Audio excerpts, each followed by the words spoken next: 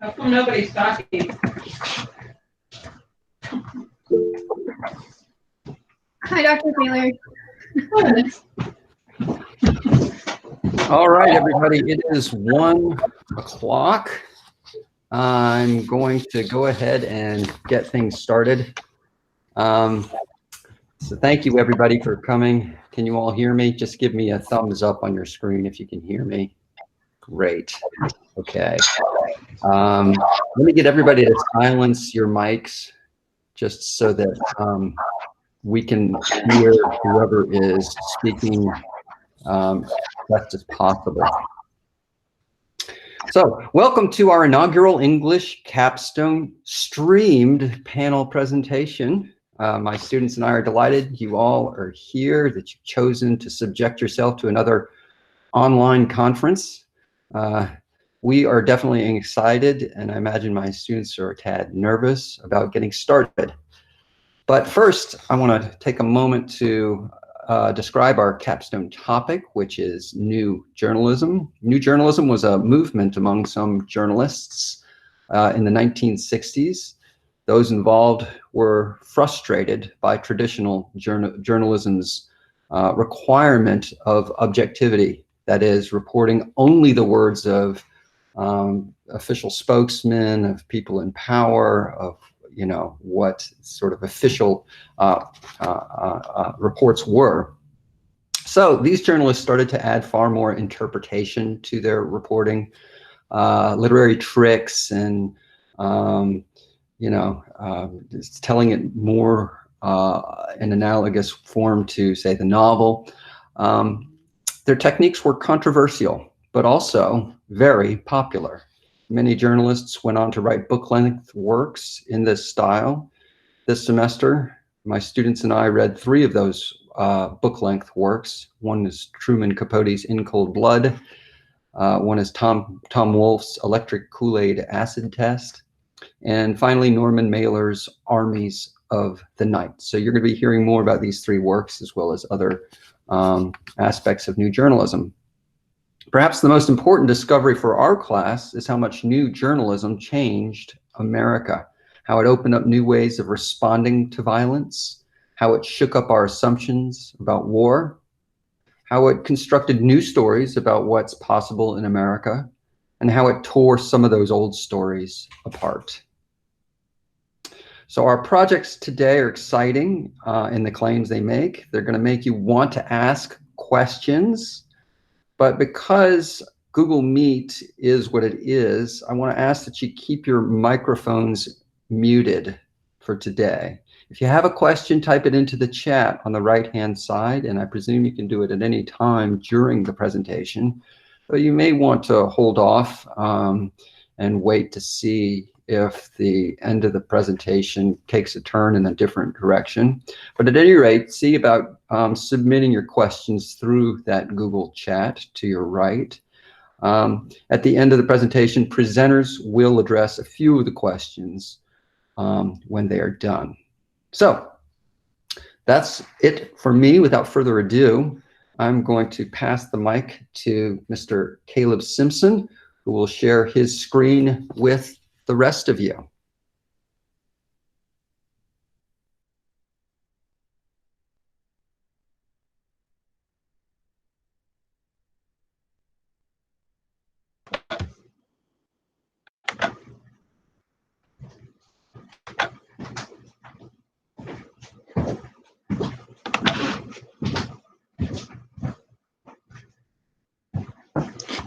Can everyone hear me?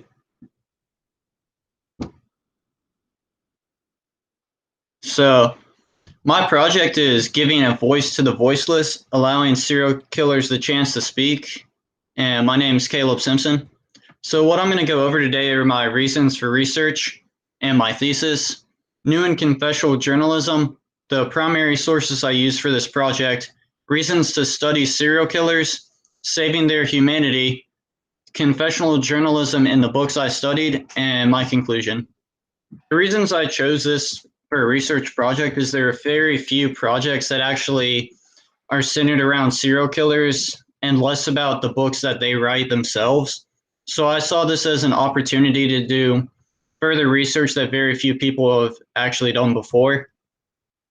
I was interested in why serial killers killed and wanted to understand more in depth of what was going through their minds. So I had a general interest in the topic as well. And when we read In Cold Blood this semester, it was told from a third-party perspective on a murder revolving around a family in Kansas. And it was my favorite novel that we read. And I knew I wanted to do something involving crime and journalism, so I chose this topic.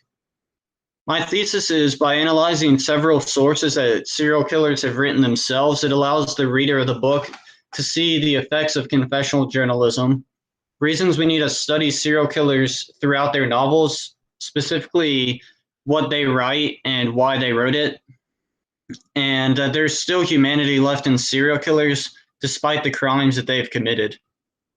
So for new journalism, it's, as Dr. Brent said, it started in the 1960s and focused on changing the voice of journalism. And two big people were Truman Capote and Norman Mailer.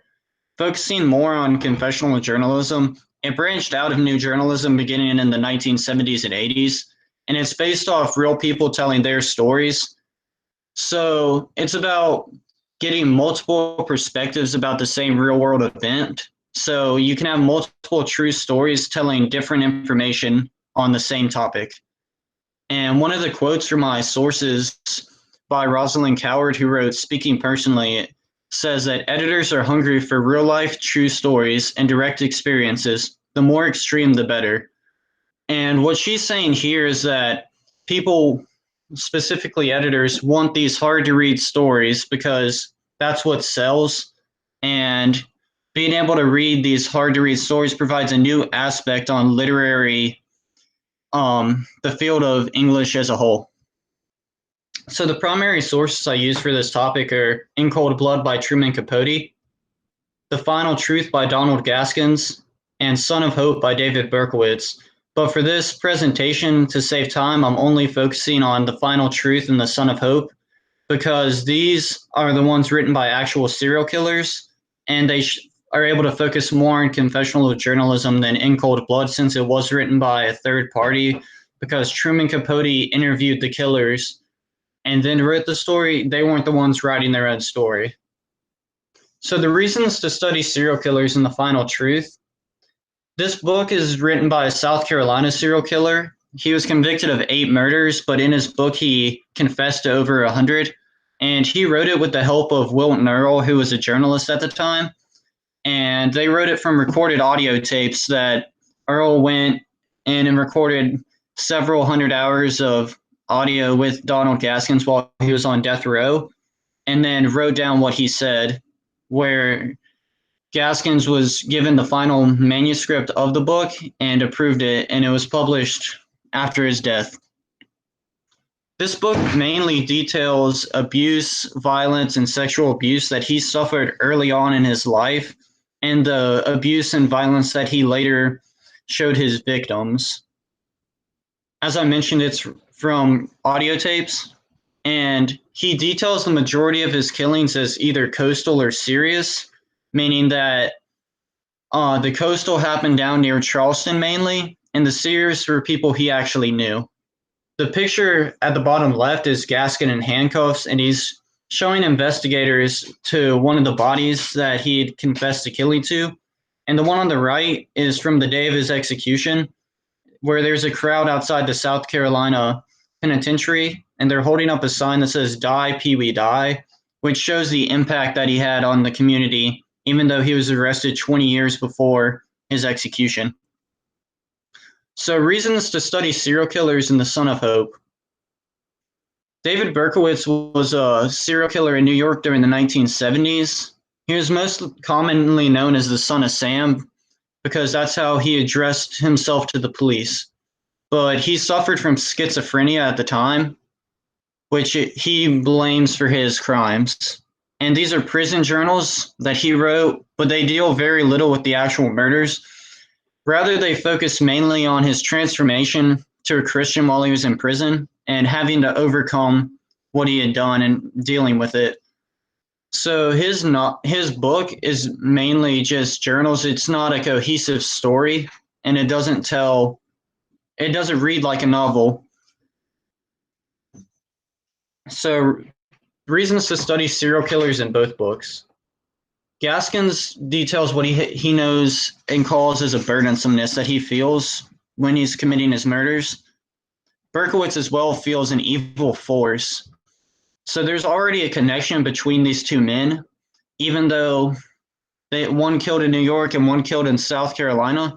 They both have a same feeling that they get when they want to murder someone. And I think that commonality may be attributed to all serial killers, because if they can feel it even though they're several hundred miles away, who's to say others don't have some kind of feeling that they feel? And they both wrote about these feelings in their books in detail.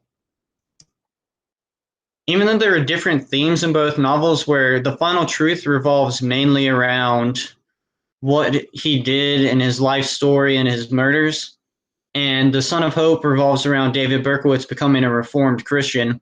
They both share several personality traits in their writing. Both often become extreme. Gaskins mainly when he's talking about his actual murders, but in Son of Hope, he becomes extreme. And I have a quote here. It's from page 151 in his novel, and he says, "There's always room for more souls in that place of torment. And earlier today, we had 2 young men plunged into hell forever." He wrote this because 2 men in New York City had recently been killed while they were trying to rob a store. But the way he worded it in his novel is not how a normal person would have worded this. Instead, he focuses mainly on their souls going to hell and burning in hell, and how there's always room in hell for more people. So people need to repent. But a normal person would not have focused on this. They would have tried to find some glory in it. But he wants to focus on the negative here. So I think both men show the same kind of writing style and theme, even though they're 2 very different men at the time of them writing their novels. Also, 2 specific points you can study from each serial killer. You can study the abuse that Gaskins feels, receives, and then later in his life gives out to people. While you can study the change in Berkowitz to maybe help more people like him be able to move past their crimes and still somehow try to benefit humanity. Where Gaskins, you can see the effects that abuse has on his mental psyche and what it does to his mind. Also, from these novels, you can see the real-world effects, such as the Son of Sam laws, and these were passed after David Berkowitz's book was published. And essentially, they say criminals cannot profit while they're incarcerated. And David Berkowitz was a big proprietor for these laws because he felt like he still needed to be punished for what he did, and he didn't want to make any money from his book. He just wanted to let the world know who he is now. So saving their humanity and the final truth, Gaskins admits to a murder he wasn't convicted of in order to help save another prisoner from being imprisoned for life. And he does this because he doesn't want to see another man punished for a crime that he committed. He wants the world to know, like, what he did, so he doesn't want another person taking credit on the record for it. But he does have an ulterior motive, which I think undermines this. He wants to make the police look foolish. He admitted to the murder when he was originally arrested, but the police already had another man in custody, so they didn't include it on the actual record, and he wasn't ever convicted for it because of this, because they didn't want to go back and admit their own mistake. So in his novel, he includes details about the murder that only he would have known about, he and the police, so that the public does know that he's the one telling the truth, and he's the one who actually murdered this girl, which I think undermines the kind of nice gesture he was trying to do to the other prisoner. But moving on, he also had a family he loved very much. He got married and had a daughter who then later on in his life had grandchildren. And the reason married is in parentheses here is because he'd been married to 4 other women before this one. And he never officially got divorced, so this wasn't a legal marriage in the state of South Carolina. But regardless of that, he stayed with his wife and helped raise his daughter, often by working multiple jobs at one time and doing very hard labor, such as moving logs in the swamps down near Charleston in order to support his family and make sure they had enough money to survive. And later on, when his daughter had children, he went out of his way on several occasions within the novel to go see and play with his grandchildren. So I think the time he spends with his family shows that he wasn't just a heartless serial killer, even though he did have his serious murders, which revolved around killing people he knew. So I think it does show he is able to make real, genuine human connections with other people. Saving the Humanity and Son of Hope, he is a reborn Christian at the time of his journal being published, and he's currently leading ministries in prison. So this shows that he's able to move past his murders to try to devote his life to a higher calling. And he praises Jesus for saving his soul by removing the evil force that he has within him that made him commit the murder, which was later revealed to be schizophrenia, where he heard multiple voices that he thought was Satan telling him to commit murders. And oftentimes during tragic events, he writes about how he breaks down crying and praying. And one of the events was 9/11, where he broke down crying about the genuine loss of life that he felt and how no one needs to go through such needless violence. Saving the Humanity in both books, each killer reveals moments where they're not genuinely and truly heartless, and each man reacts differently to his capture. So Gaskins reacts, and he's very prideful about his killings before he's executed, and I believe his pride shows another human aspect, maybe one people don't want to talk about as much, because everyone feels pride about work they do, and he just wanted to be recognized for the work he did in his life, which were his murders. While Berkowitz does struggle with mental health, he was able to repent in prison to try to save his soul. So he's able to move past his murders, which really shows his humanity. The final part about saving their humanity is an interview I did with David Berkowitz over email. I sent an email to his foundation, Arise and Shine, and they weren't sure because of the coronavirus pandemic whether or not he would be able to respond or even get a letter back to them. But he did respond, and he discusses how people encouraged him for almost 2 decades to share his journey that he went on about moving past his crimes, becoming a Christian, and then eventually leading ministries in prison. So he said these people came up to him individually, and it was never as a group, and it happened over many years before he eventually decided to try to get his story published. And he hopes his book is able to encourage people who need hope, and how he wants to be able to help people even though he is incarcerated. And the reason I included the image from his foundation's webpage is because it has sections called My Apology and Testimony, which I believe show his more humane aspects. So examples of a confessional journalism in both books, it creates a new subgenre in true crime, where you get, instead of a third party recounting crime, you get the actual killer recounting his crimes. It provides a different reading experience from these firsthand accounts, where it becomes more personal. And the firsthand storytelling can create the controversies which editors wanted, which Rosalind Coward mentioned in her book. To conclude, it's important to allow serial killers to tell their story because it does impact literature by creating a new subgenre. It allows multiple studies in multiple fields, such as psychology, where you study the abuse Gaskins felt, and political science with the Son of Sam laws that David Berkowitz had passed. And it shows that people are still human despite what they've done in their past, and they're able to move past it. These are the works I used for this project, and these are my image citations. Are there any questions? Thank you, Caleb. And everybody, you could use the chat to ask questions. That would be great.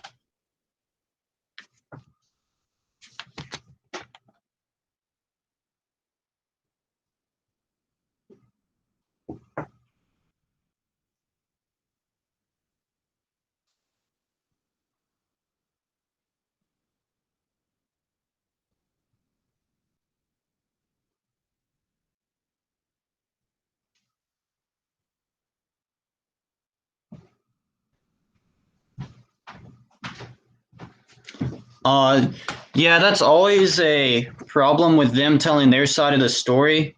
They can give as many details as they want, or they can leave out details to make him seem either more innocent or more twisted and guilty. So you always have to take what they write with a grain of salt. But the reason I chose The Final Truth is because he details so many murders and he goes in such detail with the murders that it seems like he's giving more information than he's leaving out.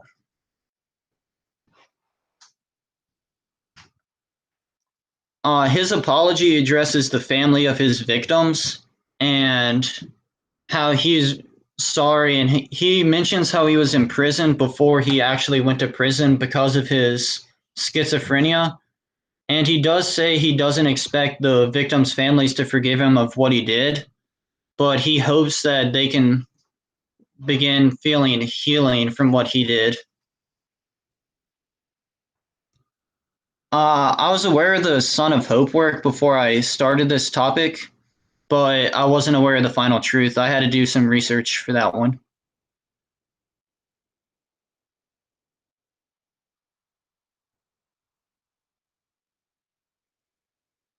Yeah, I do believe in his conversion because in the interview, he talked about, and in his book, he talks about how when he first went to prison, he hated his life and thought about suicide.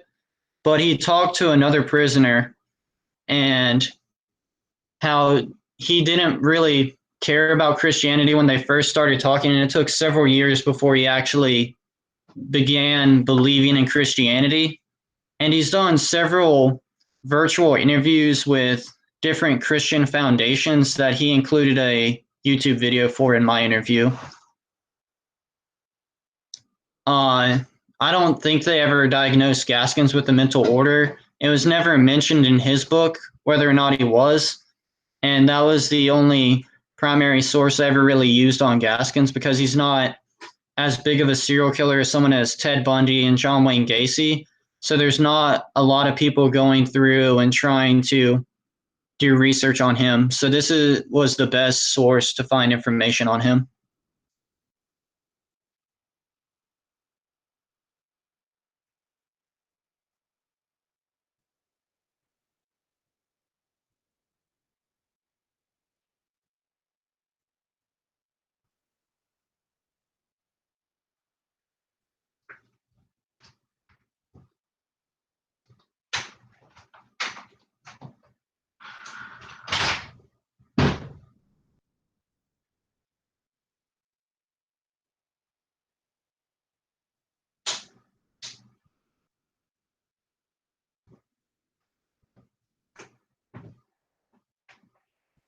Okay, I think there was one more question, Caleb. I'm just going to let you maybe think about that one. In the interest of time, I would like to just transition. So if everybody would like, you could just raise your hands and clap for Caleb's presentation here. And I'm going to ask that our next presenter, who I think is Julia. Is that right, Julia? Yes. Okay. So Julia, you can go ahead and switch on to present now mode.